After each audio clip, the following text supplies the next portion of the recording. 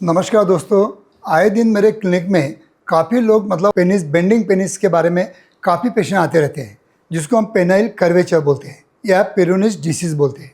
ये penile curvature क्यों होता है, अपना पेनिस बेंड क्यों हो जाता है, इसका कारण क्या होता है, इस पर क्या क्या ट्रीटमेंट हम कर सकते हैं और उससे कैसा छुटकारा पा सकते हैं, ये सभी जानकारी इस वीडियो द्वारा हम साइंटिफिक स्टडी करने के बाद में, कुछ हमारे रिसर्च करने के बाद में ये वीडियो बनाने की हम कोशिश करते हैं। सही में अगर आपको मेरे वीडियो अच्छे लगते होंगे तो लाइक कीजिए, शेयर कीजिए, अपने यार दोस्तों को भेजिए ताकि उनको भी मेरे वीडियो का कुछ ना कुछ अपने सेक्सुअल लाइफ में बेनिफिट हो सके।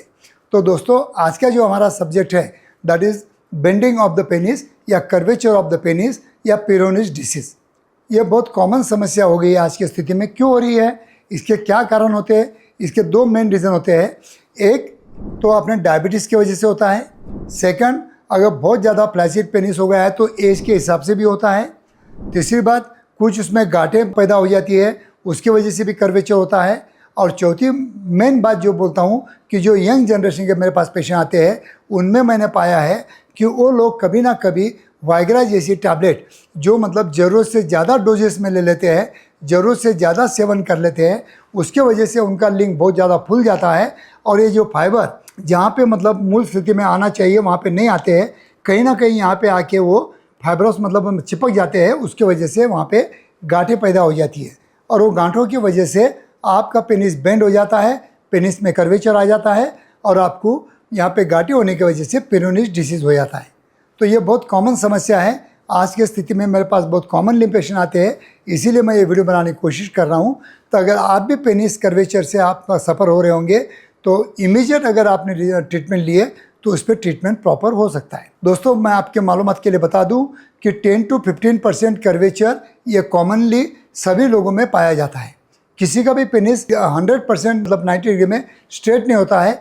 एक तो 10% लेफ्ट साइड में या 10% राइट साइड में या 10% ऊपर के साइड में या 10% नीचे के साइड में बेंडिंग होता है। तो ये बाय बर्थ भी हो सकता है, तो इसकी आपको चिंता करने की जरूरत नहीं है, इस पर कोई ट्रीटमेंट लेने की आपको ज़रूरत नहीं है। फिर ट्रीटमेंट कब लेना होता है? जब कभी भी आप अपना पेनिस को अगर पाल्पेट करते हो या कभी एग्जामिनेशन करते हो, उसमें कहीं हार्डनेस आपको लग रहा होगा, कुछ गांठ जैसा लग रहा होगा, तो आपको ट्रीटमेंट इमीडिएट चालू करना होता है। अगर आपका पहले 10% बेंडिंग था, अभी उस 20% दिख रहा है आपको, तो इमीडिएट आपको हमारे क्लिनिक में आना होता है और इमीडिएट ट्रीटमेंट स्टार्ट करना होता है। क्योंकि जितने जल्दी पहला स्टेज में आप आते हो तो फर्स्ट स्टेज में इसका ट्रीटमेंट बहुत अच्छा होता है, लेकिन लास्ट स्टेज में अगर आते हो 80% 90% अगर कर्वेचर आपको हो गया तो इस पर ट्रीटमेंट आपको मेडिकल लाइन ऑफ ट्रीटमेंट नहीं बनेगा, तो आपको सर्जिकल लाइन ऑफ ट्रीटमेंट करना पड़ेगा। वो काफ़ी दिक्कत वाला काम हो सकता है, या पेनाइल इम्प्लांट डालना पड़ेगा ताकि आपको प्रॉपर इरेक्शन मिल सके। तो दोस्तों, ये स्थिति आप पे नहीं आना है, इसलिए आपको जल्दी से जल्दी क्लिनिक में आना है। तो हमारे क्लिनिक में कुछ हम विटामिन ए की कैप्सूल देते हैं, कुछ बी कॉम्प्लेक्स टैबलेट देते हैं जिसकी वजह से ये पेनाइल कर्वेचर को कम करते हैं, और कुछ हम अल्पाजेन जैसे ऑयल है, वो ऑयल का मसाज करने का, जहाँ से आपका बेंडिंग हो गया है उसके अपोजिट डायरेक्शन में आपको मसाज करने का हम सलाह देते हैं। और उसके बाद में हमारे पास वैक्यूम थेरेपी डिवाइसेस है, जिसमें आपको कम से कम आधा घंटा तक आपका पेनिस उसमें वैक्यूम में स्ट्रेट रखना होता है, ताकि ये जो फाइबर होते हैं वो फाइबर को हमको कट करना होता है और उसकी वजह से ये गांठी भी छोटी हो जाती है, आपका पेनिस सॉफ्ट हो जाता है, आपकी जो फाइब्रोसिस है वो फाइब्रोसिस को सॉफ्ट बनाता है।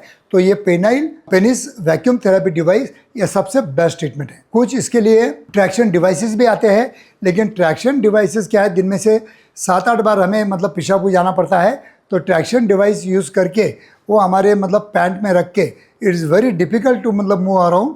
तो हम ट्रैक्शन डिवाइस का ज़्यादा एडवाइस नहीं करते हैं, क्योंकि वो प्रैक्टिकली पॉसिबल नहीं होता है। तो दोस्तों, अगर आप भी पेनाइल कर्वेचर से जूझ रहे होंगे या आपके पेनिस में गांठें आ गई होंगी, पेरोनिस डिसीज़ होगा, तो जितना जल्दी हो सके उतना आप हमारे क्लिनिक में आए तो उतना अच्छा, ज़्यादा से ज़्यादा सलाह अच्छा दे के और आपके ऊपर ट्रीटमेंट हम कर सकते हैं और आपको पेनिस कर्वेचर जो भी हो गया है उसको रिपेयर कर सकते हैं। लेकिन ख्याल रखना, यही रखना है कि जितना जल्दी आप आओगे उतना जल्दी और अच्छा ट्रीटमेंट आपका हो सकता है, अदरवाइज़ आपको बहुत ज़्यादा महंगे ट्रीटमेंट लेना पड़ने का काम पड़ सकता है। थैंक यू दोस्तों।